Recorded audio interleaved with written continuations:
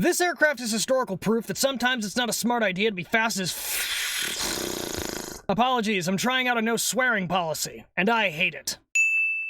Today we're going to talk about the fastest American bomber ever put into production. This is the US's first Mach 2 capable bomber aircraft, the B-58, also known as the Hustler, which is ironically the best description of its service life. In and out like your morning coffee. But what about the XB-70 Valkyrie? It was way faster. I have no idea what that was supposed to translate to, but based on the fact that I can talk, I'm going to assume that you said the XB-70 Valkyrie, which was a prototype aircraft that never saw mass production and was eventually cancelled for reasons we will talk about later. So where was I? Right, the current record holder for the longest supersonic flight, 8.5 hours from Tokyo to London. To achieve this Roadrunner level of speed, the B-58 was the first of America's bombers to look like a Dorito chip. The manufacturer Convair chose the hard-swept delta wing to reduce drag, simplify the structure, and store more gas. Which is a fancy way of saying the engineers tried to do a lot with a little, which came with a sugar load of issues. First of all, the steeply swept wings made recovering from a spin, or from a stall, borderline impossible. Plus, takeoff and landing speeds had to be about Mach Jesus just to stop you from face planting into the runway. Even the fuel tanks were a problem, because the gas would slip around in there like you used half the lube. This plane was about as stable as your crazy ex-girlfriend. You so much as blink in the wrong direction, you're going downhill quick. Seriously, this bomber had an accidental loss rate of 22.4%. That's almost a quarter of the fleet. Can you imagine getting to the vending machine and realizing your dollar turned into 3/4? Can you imagine getting into your 4x4 only to find out that it's actually a 3x3? Can you imagine screaming down the highway and losing a whole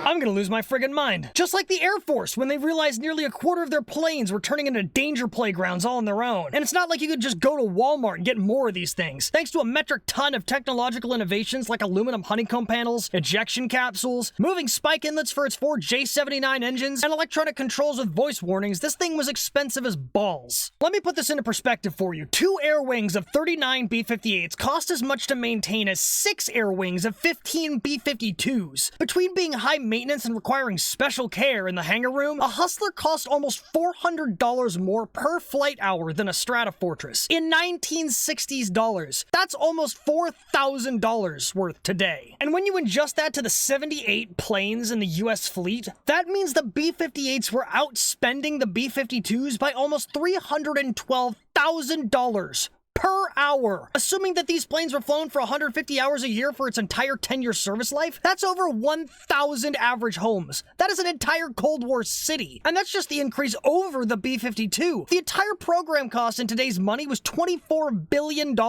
With a B, that's over 77,000 cities. Holy sh**. So what ungodly reason could the US have possibly had to justify spending 3/4 of the average house an hour? Simple. The B-58 was a nuclear bomber. It was meant to bring the heat fast enough to make 50 Shades of Grey take notes and the laws of physics ask questions. However, since there were interceptor planes on both sides of the Cold War, the bomber would somehow have to evade the enemy in order to erase whatever series of postal codes needed deletion. And since nobody knew what stealth was, or what a stealth check was for that matter, they were gonna have to race him like their prom date's on the line. Winner gets me.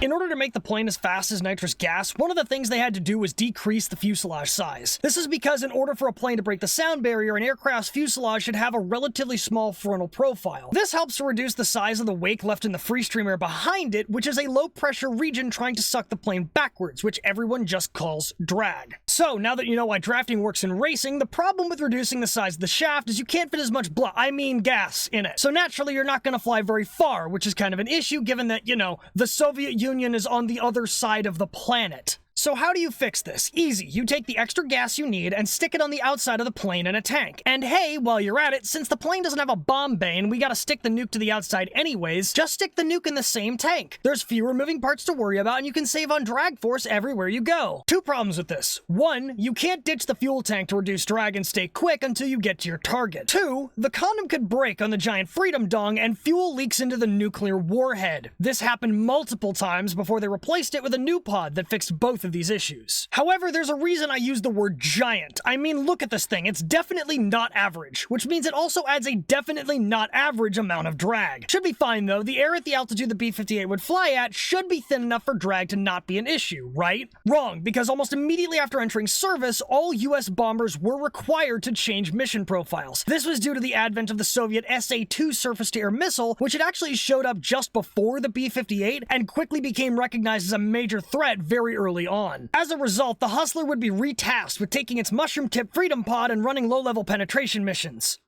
I cannot believe the stars align for me to make that sentence. And somehow it gets worse, because consequently the Hustler would encounter significant friction.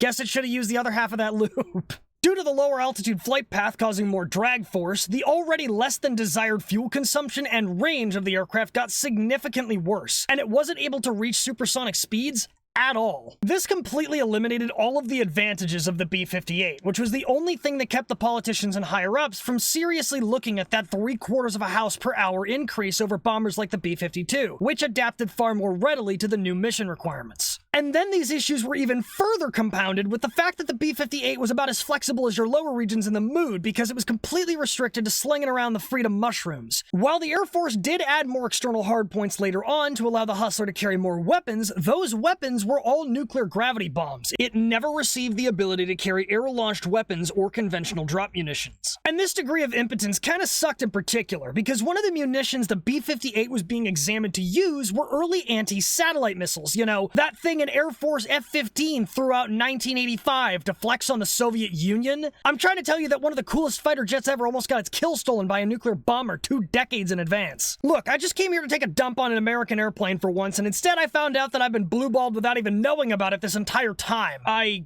guess it's as good a time as any to just make like the Hustler and make way for the next project. So the moral of the story here is haste makes waste, and always obey the KISS acronym of keep it simple, stupid, because I like my taxes like I like my penetration missions. Low. Thank you for watching. If you like what you saw, please consider checking out my other videos or my live streams over on Twitch. You might like what you find, and links are in the description. Until next time, dismissed.